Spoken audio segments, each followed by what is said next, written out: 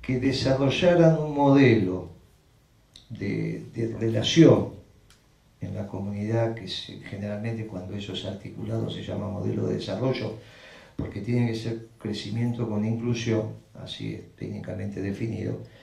Él dijo: le pido a los que se ocupan de estos temas, sobre todo en América y en América del Sur, porque es el continente de la esperanza, donde están esos pueblos jóvenes, donde se han mezclado, donde están, porque los pueblos antiguos en realidad han hecho esto que hay, y tengo esperanza en estos pueblos jóvenes que piensen otras cosas, que construyan un modelo que sea justo, inclusivo y sustentable. Justo, inclusivo y sustentable. En los dos primeros elementos, que sea justo e inclusivo, nosotros tenemos algunas cositas para aportar. Sustentable, tenemos un problema. Sustentable, vinculado a la Laudato Si, tenemos un problema porque cuando el Papa se refiere a sustentable se está refiriendo a esta capacidad que tenemos nosotros de complicar la casa común, y la estamos complicando con la utilización de energía, básicamente la energía fósil, por este tema del carbono, el efecto invernadero y todas estas cosas que sabemos que pasa cuando quemamos lo que deviene de la energía fósil, que tanto el petróleo como el carbón, obviamente, porque finalmente gas, petróleo y carbón es el mismo fenómeno con diferencial de tiempo, ¿no? Hay un problema de presión y temperatura, y esto es lo que hace que, pero todo es lo mismo. Presión y temperatura en la Tierra, ¿no? Cuando nos queremos plantear la resolución del tema de la pobreza, lo que nos damos cuenta es que tenemos que aumentar la dotación de bienes y servicios al servicio de la sociedad. Aumentar la dotación de bienes y servicios. Porque la primera aproximación que uno hace al tema de la pobreza es suponer que existe por la inexistencia de dinero. O sea, uno tiende a pensar que la pobreza es la incapacidad de una familia de generarse el dinero suficiente para adquirir los bienes. Uno presupone que los bienes están y que lo que falta es el ingreso para adquirir esos bienes. Por ejemplo, si la pobreza fuera la falta de la familia de adquirir leche, y suponiendo que con la leche resolviéramos el tema de la pobreza, uno tiende a pensar que lo que pasa en la pobreza es que falta el ingreso para adquirir la leche que uno sabe que está. En realidad, cuando uno les dice: mire, la pobreza no es el problema de plata, porque si fuera un problema de plata, esto se resuelve de manera muy sencilla. Imagínense lo que es imprimir un billete de colores, por más colores que tengan. Si bien a estos les sale mal, vieron que el billete de 500 lo hicieron al revés, ¿no? O sea, son medio, pero son bravos estos muchachos, porque este dice que se fue. Hace 3 semanas dicen que el presidente del Banco Central se fue a sacar fotos a La Rioja porque le quería sacar fotos al bicho este que está en el billete, que no quería que saliera mal como le había pasado con la ballena. No sé si leyeron esto. Como un tipo muy obsesivo, este Tusenegro se fue a La Rioja, no a joder, dijeron que se fue a sacar fotos porque él quería personalmente que no le pasara lo que le pasó con la ballena. Ahora resulta que puso al revés. ¿Lo vieron el billete de 500? Una cosa increíble.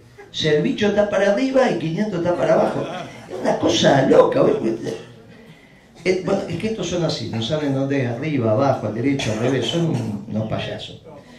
Pero, volviendo al tema, si fuera un tema de plata, finalmente hacer $100 o 500 pesos es el papel más la tinta. ¿Cuánto puede costar eso? Nada. Cuando uno dice: no, mirá, tenemos pobres porque no generamos la suficiente cantidad de leche para que todos tomen leche, ahí el tema se complica. Porque hacer plata es fácil, hacer leche es un lío bárbaro. Ni digamos el lío que es hacer leche y encima ponerlo en la esquina de su casa para poder acceder. Esto es el mercado.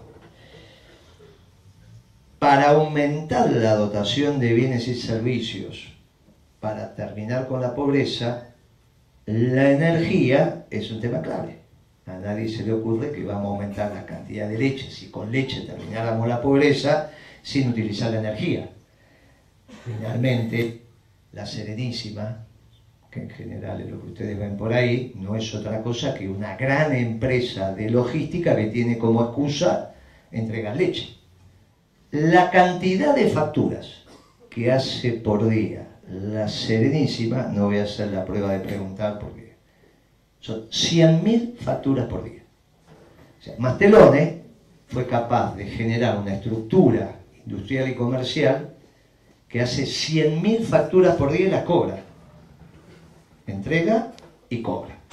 Los comerciantes que están acá hoy, bueno, depende del negocio que tengan, pero no creo que 100.000 facturas por día hay que hacer. Es la empresa que más cantidad de facturas hace en la Argentina. También les puse el ejemplo de las que más facturas hace. Pero hay que hacer 100.000 facturas por día, entregarlas y cobrarlas. Y esto es imposible sin energía.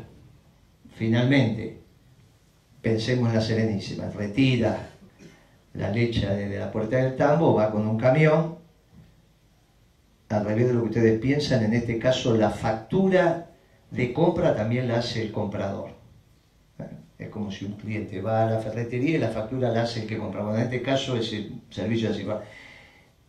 Retira la factura, se la lleva, retira la leche, se la lleva a la usina, ya hay un proceso de energía en llevar la leche a la usina porque es el gasoil, el procesamiento de la leche, que es pura energía, levantar la temperatura, bajarla, todo este proceso que es la pasteurización, envasar esa leche o transformarla, meterla en otro camión al centro de distribución, el centro de distribución, ruptura de carga, van esos camiones grandes, terminan en los camiones más chicos, llega, todo eso es energía. Si nosotros necesitamos que nuestros pobres consuman leche, necesitamos más energía para todo ese proceso, al margen de la energía del tambo y al margen de la energía del consumidor para que le dure una semana la heladera.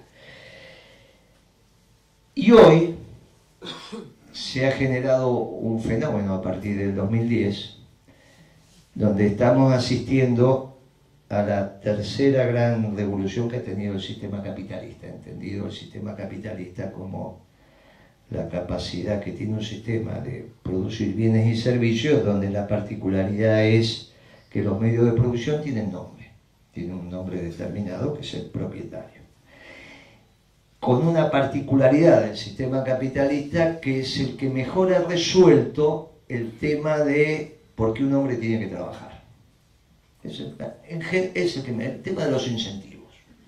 ¿Está bien? O sea, hay otros modos de producción que aparentemente podían resultar más eficientes cuando uno lo estudiaba, que eran los sistemas centralmente planificados, porque tiene su lógica entender que si alguien planifica toda una actividad racionalmente tiene que ser más fácil que si el mercado lo ordena.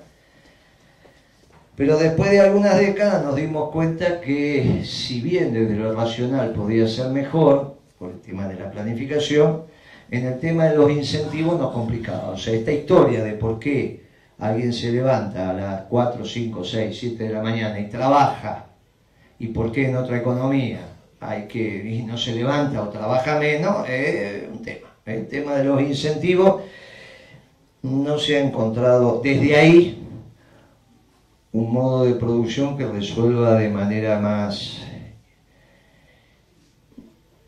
con mayor aptitud esta historia de el incentivo para que el hombre se esfuerce. El problema que tiene el sistema es la distribución. Y esto me genera un núcleo duro de ricos, que es la que definió el 1 o 2% de la sociedad, y en esa distribución me genera un ejército de pobres. Entonces, el sistema capitalista me resuelve el tema de la producción, no por el tema de los incentivos, no me resuelve el tema de la distribución y me genera desigualdades horribles, que es la que estamos atravesando. Por eso el Papa plantea el tema de que sea justo e inclusivo, que estén todos adentro y que tenga una distribución justa de la riqueza. Cuando agrega el tema de que sea sustentable, y necesitamos, para que sea justo, producir más bienes, nos damos cuenta que para producir más bienes tenemos que utilizar más energía, y ahí llegamos a la última revolución del sistema capitalista. La primera fue la industrial, la segunda fue la de los procesos. Después los tecnólogos no hablan de la revolución científico-tecnológica de hace 30 años, pero la verdad es que uno no la ve en términos de costos en los productos, porque cuando uno habla de las revoluciones dentro del modo de producción capitalista, está hablando de esas revoluciones que fueron capaces de bajar costos, los costos primos, los costos industriales, que fueron capaces de, al bajar costos, hacer precios de venta más baratos y entonces poder masificar hasta un determinado nivel, porque siempre tenemos pobres, la adquisición de esos bienes. La primera, la industrial, está claro, la máquina permitió bajar costos industriales de una manera tal que los ingleses vinieron a vender mercadería acá al norte del río Paraná, y por eso tuvimos la batalla de Obligado, entre otras cosas, ¿no? O sea, no solo por la soberanía que tenía que ver con la navegación de los ríos interiores, sino también porque venían a vender mercadería, y cuando el brigadier general decide dar combate porque quiere aumentar el costo de la mercadería vendida. Cuando uno decide aumentar el costo de la mercadería vendida porque los paraguayos hasta ese momento compraban en Argentina y después le quieren comprar a los ingleses, cuando Rosas da combate también defiende del empleo argentino. Cuando decide cruzar la cadena, no solo dice no navegues por acá porque es mi río, cosa que era discutible en términos internacionales, porque estaban las dos teorías de que los ríos navegables son territorio internacional y nosotros que decíamos que son territorio local, igual que los norteamericanos, igual que otros más. Ellos también querían navegar el Amazonas, el Mississippi, etcétera, etcétera, no solo el Paraná, sino que el brigadier general también da combate para defender el empleo argentino, con lo cual todos estamos de acuerdo, porque el 20 de noviembre todos conmemoramos el Día de la Soberanía.